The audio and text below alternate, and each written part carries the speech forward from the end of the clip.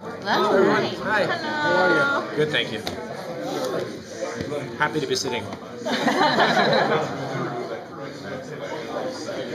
So Ray, season 3. Yes. Talk to me.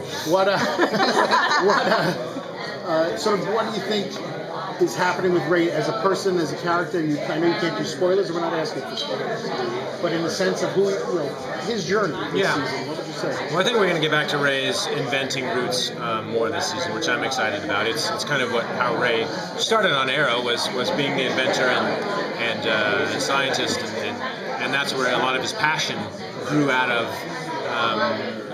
Bettering the world through his inventions, through Palmer Technologies, and we've lost that a little bit. So we get excited about traveling to new time and dressing up and that kind of stuff, but this is like real stuff that is life-changing in many ways. So we're going to explore that more, and kind of Ray, I think, is going to have to figure out if he thinks he can actually, or should, affect change through his creations.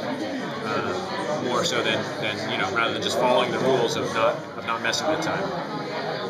Ray kind of feels like the lieutenant to Sarah's captain. Do you see Ray wanting to take more of a leadership role? Or? I personally would. I mean, I think Ray's up to the task. He led a sort of Fortune 500 company when he was at Palmer Technologies, and he was the CEO of a huge tech company. Like, he knows how to lead people. It's not in the battle, but he knows how to manage personalities and that kind of stuff. So I think he's fully capable of taking on a larger role for the team. If that ever happens, I'd welcome it. It'd be fun. I've always felt there's a little bit of kind of an OCD quality to Ray, and with all of the chaos that we saw that's waiting for the team now in season 3, is it untrained? How does it handle that? I don't know if it's OCD or if it's following the rules, which I guess is kind of like his OCD is morally what's right and the following the line, because it just makes sense to do it that way. Like, you clean up after the rat, you clean up better so you don't have rats in the ship, like in one of the episodes. It just it's just common sense, and following common sense is part of it. But I think that also makes him a little bit unique, and they tend to give me the little, he's allergic to cats, he can't do this, because it makes it funny and gives me quirks, and I take it on all those as badges of honor, I guess, to make Ray, multifaceted. I was going to say, what went through your mind when you read the script for the premiere of this season? It was picture art. Yeah, it was be big, and what's it gonna how are we gonna pull off a circus look?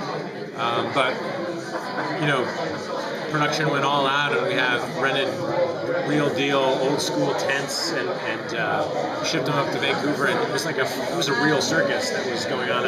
You saw the teaser that we played at our panel. It felt like we were really in the circus. I brought my son up, and he's almost 5, and he went nuts for it. Thought it was really pretty awesome. Is there an aspect of Ray's character that you haven't explored yet?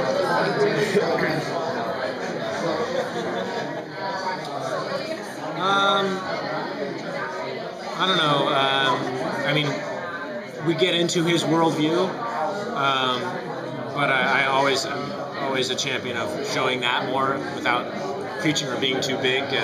Speaking about compassion for all human life and kind of the worldly view of bigness and bringing everyone together.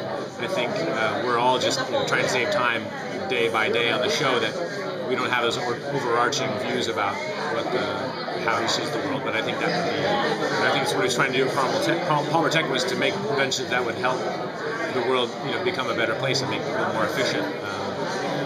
So I guess that would be something, but maybe it's too lofty for our show. A lot of people use the phrase that the show really found its legs, found itself in the second season. Do you feel that way, and how does that carry over into this new year? I think that's true, and I think we're doubling down on that in season 3. The zaniness,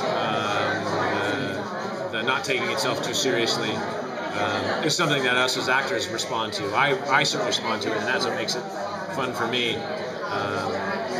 To do the comedic stuff, and the drama is fun too, but our show is not heavy on the drama. There's not enough time for a lot of drama. It's action, fast-paced, and if you can make that fast-paced action fun and funny as well, I think that's what people are responding to. It's different. It's not what the other shows in our universe have as much, so it makes us unique. When it comes to the comedy of the show, is there anyone that you'd like to interact with more? Nate, always. I mean, we're a good team. I have fun whenever I have scenes with him because we make up silly stuff, and then we watch the final cut, and hope to see what makes it and what doesn't, and see how we can influence and just kind of one up ourselves with silliness. So yeah. Is there a lot of room for improvisation? Yeah. It's the only time I don't do it is when we're like rushing and we don't have time, which happens a lot in TV to shoot very quickly. But I'll throw in stuff, and if nobody stops me, I just keep going and do it. And a lot of it makes it. I tend to do it at the end of takes, so that if they don't, they can then not have it in there if they don't like it. Very cool. That's the fun. I don't know where she keep going. So what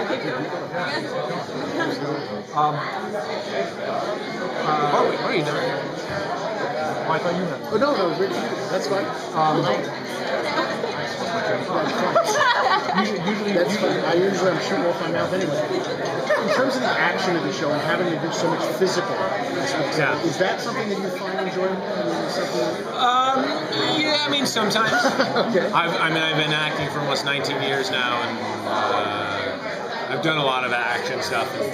It's fun when you have a time to rehearse it, and oftentimes we don't have any time to rehearse. We're learning it 5 minutes before we're shooting it, or I'm watching my stunt double do it, and then I'm going in and doing a couple beats.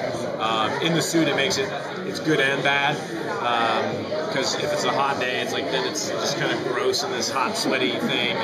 But it can be fun. Certain things are fun, like the sword fighting in the Camelot episode. I would have done every episode like that. That's exciting for me. The fisticuffs I've done a lot of, and it can be fun, but it's also it's usually rushed is the problem, and that makes me anxious because I don't want to hurt somebody or hurt myself, and trying to. That's why the stunt doubles are so great. Taking it away from real. Thanks, guys. Thank you.